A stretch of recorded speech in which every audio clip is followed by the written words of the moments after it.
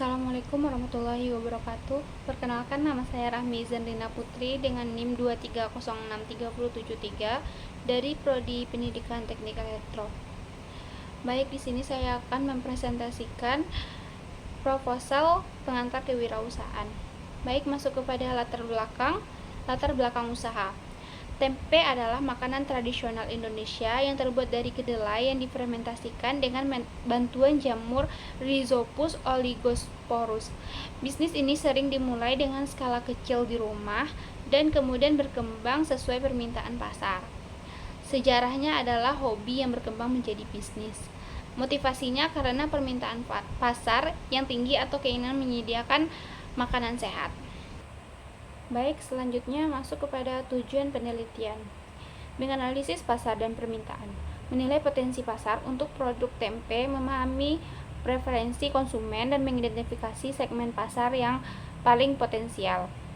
Mengembangkan produk, mengkaji inovasi dalam produk tempe, termasuk varian rasa, bentuk, dan kemasan yang dapat meningkatkan daya tarik dan daya saing produk di pasar. Menilai kelayakan finansial, menyusun proyeksi keuangan untuk menilai kelayakan usaha dari sisi investasi, keuntungan, dan risiko. Strategi pemasaran, merancang strategi pemasaran yang efektif untuk memperkenalkan dan memasarkan produk tempe kepada konsumen, termasuk penggunaan media sosial, jaringan distribusi, dan promosi. Proses produksi dan kualitas, mengevaluasi proses produksi untuk memastikan efisiensi, kualitas, dan keberlanjutan produk tempe, serta mematuhi standar keamanan panggang.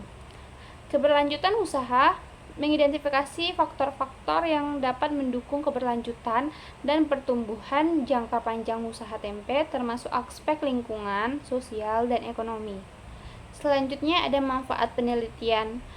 Yang pertama ada pemahaman pasar yang lebih baik. Penelitian membantu pengusaha tempe memahami dinamika pasar, preferensi konsumen, dan tren terbaru sehingga dapat menyesuaikan produk dan strategi pemasaran dengan lebih efektif. 2. Inovasi produk. Dengan melakukan penelitian, pengusaha dapat mengembangkan inovasi dalam produk tempe seperti varian rasa baru, kemasan menarik, atau metode produksi yang lebih efisien yang dapat meningkatkan daya tarik dan nilai tambah produk. Yang ketiga ada kelayakan finansial yang terukur. Penelitian yang baik akan menghasilkan analisis finansial yang mendalam, membantu pengusaha dalam membuat proyeksi keuntungan, mengelola biaya, dan mengidentifikasi risiko finansial sehingga dapat memastikan keberlangsungan usaha. Yang keempat ada strategi pemasaran yang tepat sasaran. Hasil penelitian memberikan wawasan tentang strategi pemasaran yang paling efektif, termasuk segmentasi pasar, penetapan harga, promosi, sehingga pengusaha dapat menjangkau konsumen yang lebih baik. Yang kelima ada peningkatan efisiensi produksi. Penelitian terhadap proses produksi dapat mengidentifikasi cara-cara untuk meningkatkan efisiensi, mengurangi limbah, dan memastikan konsentrasi kualitas produk tempe. Masuk kepada profil usaha. Proses produksi tempe meliputi beberapa tahapan. Yang pertama ada pemilihan bahan baku, kedelai yang dipilih dan dibersihkan dari kotoran. Yang kedua ada perendaman, kedelai direndam selama beberapa jam hingga lembut. Yang ketiga ada pengupasan, kedelai direndam, dikupas untuk menghilangkan kulitnya. Yang keempat adalah perebusan, kedelai direbus hingga matang.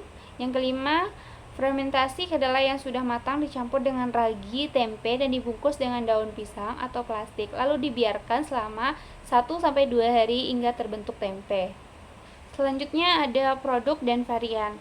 Usaha tempe dapat menghasilkan beberapa varian produk. Tempe segar, tempe yang baru diproduksi dan siap dimasak. Tempe beku, tempe yang disimpan dalam freezer untuk memperpanjang masa simpannya. Yang ketiga ada tempe olahan, produk seperti tempe goreng, tempe bacem, dan nugget tempe. Masuk kepada strategi pemasaran.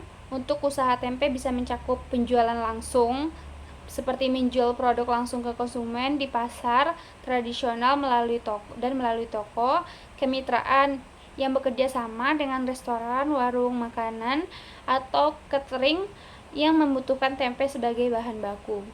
Selanjutnya ada pemasaran online menggunakan media sosial, platform e-commerce untuk menjangkau yang lebih banyak konsumen.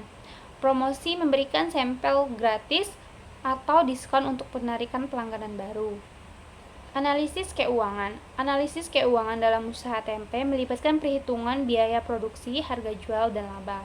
Biaya produksi meliputi biaya bahan baku seperti kedelai atau ragi, biaya operasional seperti listrik dan air, dan biaya tenaga kerja. Harga jual bisa ditetapkan berdasarkan biaya produksi ditambah margin keuntungan yang diinginkan. Laba, selisih antara pendapatan dari penjualan total biaya yang diproduksi. Usaha tempe tentunya memiliki tantangan dan peluang. Usaha tempe memiliki beberapa tantangan seperti persaingan yang ketat, fluktuasi harga kedelai, dan masalah distribusi. Namun terdapat juga peluang besar mengingat tingginya permintaan akan makanan sehat dan tradisional, serta potensi untuk ekspansi ke pasar internasional. Selanjutnya kita masuk pada visi dan misi. Visi dan misi usaha tempe biasanya fokus pada penyediaan produk makanan berkualitas yang sehat dan lezat, sambil mempertahankan tradisi dan budaya Indonesia. Profil usaha tempe ini mencerminkan sebuah bisnis yang mengkombinasikan keterampilan tradisional dengan inovasi modern untuk memenuhi permintaan pasar yang terus berkembang. Sekian dari saya. Assalamualaikum warahmatullahi wabarakatuh.